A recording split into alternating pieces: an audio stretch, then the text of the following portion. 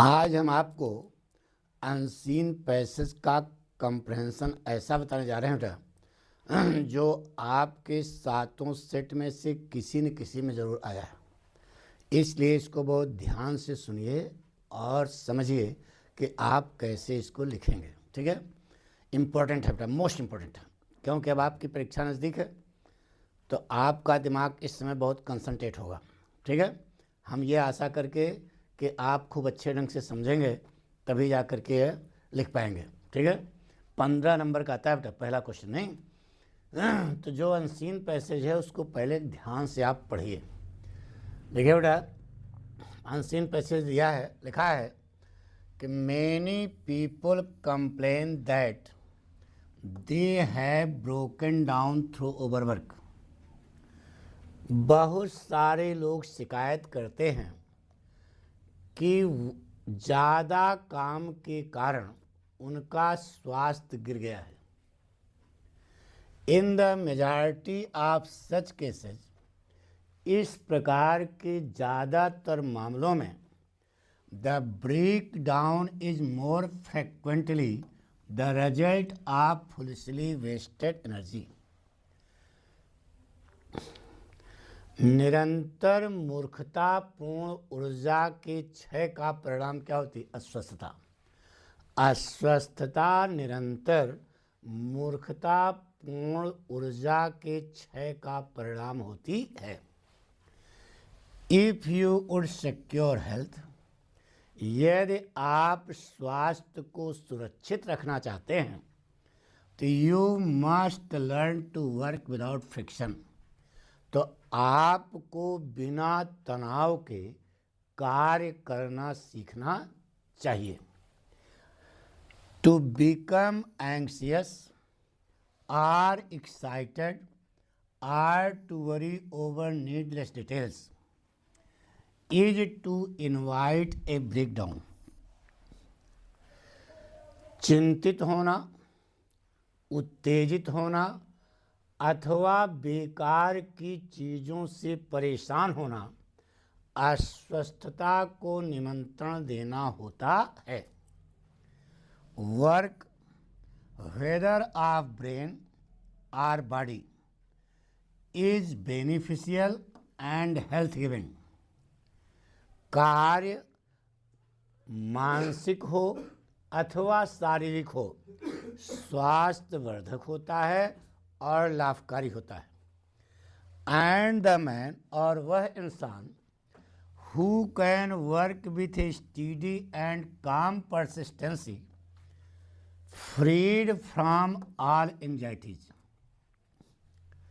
वह इंसान जो शांत और दृढ़ता के साथ निरंतर कार्य कर सकता है, समस्त चिंताओं से मुक्त होता है।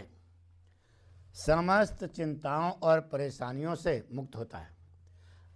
And with his mind utterly oblivious to all, और उसके दिमाग से सारी चीज लुप्त हो जाती है।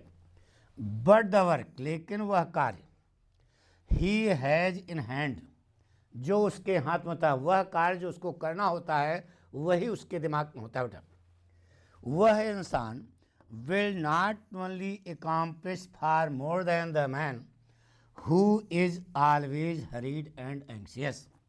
वह इंसान अपने कार्य को ज़्यादा अच्छे ढंग से पूरा करता है उस आदमी की अपेक्षा जो हमेशा जल्दी में रहता है और चिंतित रहता है। और he will retain his health, और वह अपने स्वास्थ्य को बनाए रखता है, जिसे एक वरदान कहा जाता है। विच माने जो कि, जिसे द अदर माने दूसरा। दूसरा कौन? जो जल्दी में और चिंतित है। जो जल्दी में और चिंतित है जल्दी ही उससे वंचित हो जाता है। यह आपका अनसीन पैसेज है। पूरी बात समझ आ गई, कंप्रेंस हो गई। अब इसका जो है क्वेश्चन आएगा, उसको आपको कॉपी पर लिखना होगा। तो कैसे लिखोगे बताया चुके हैं।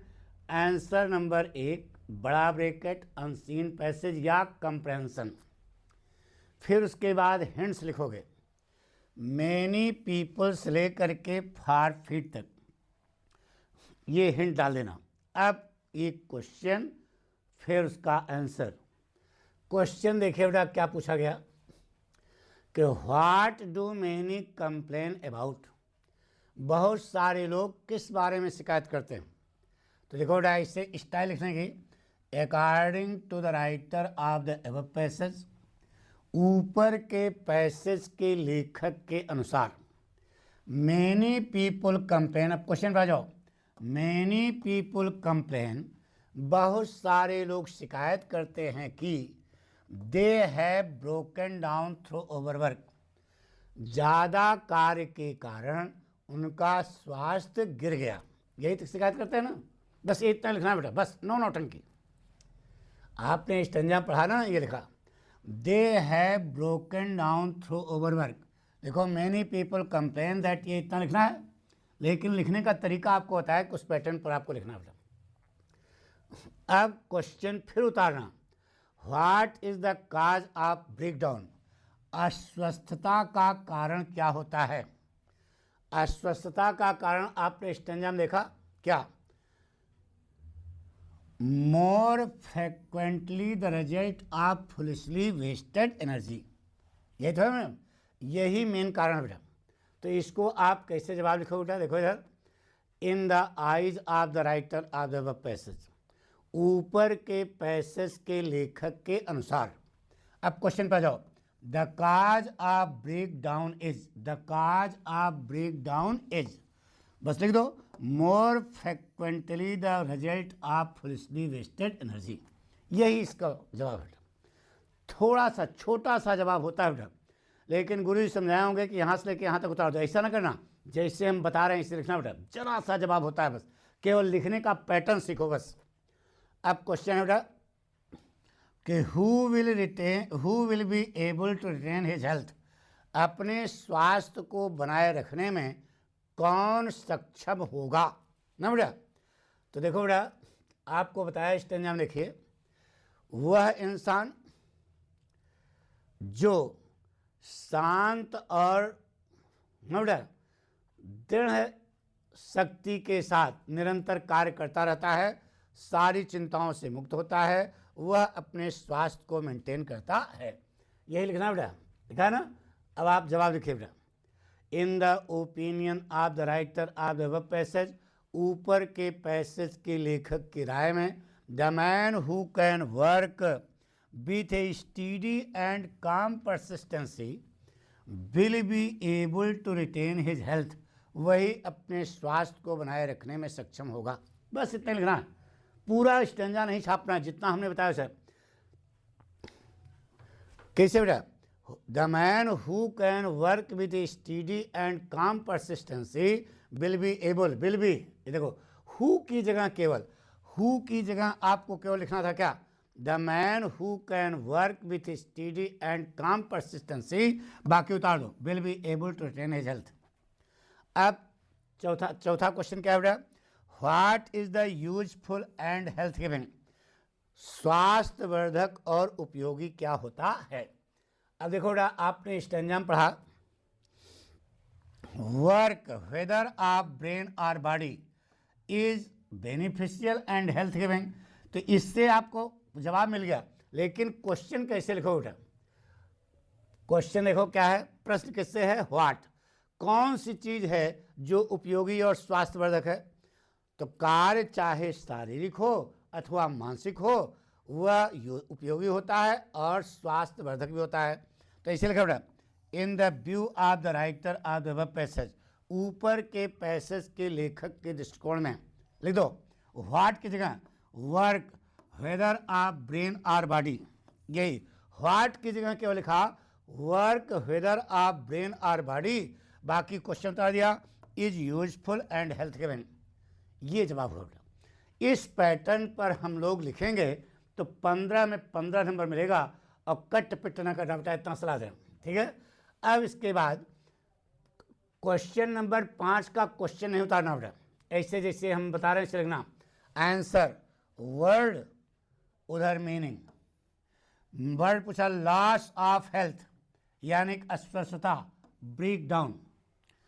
वर्ड कर्स, देखो इसे, which word in the passage is opposite to the word curse, passage में कौन सा शब्द है जो कर्स का अपोजिट है।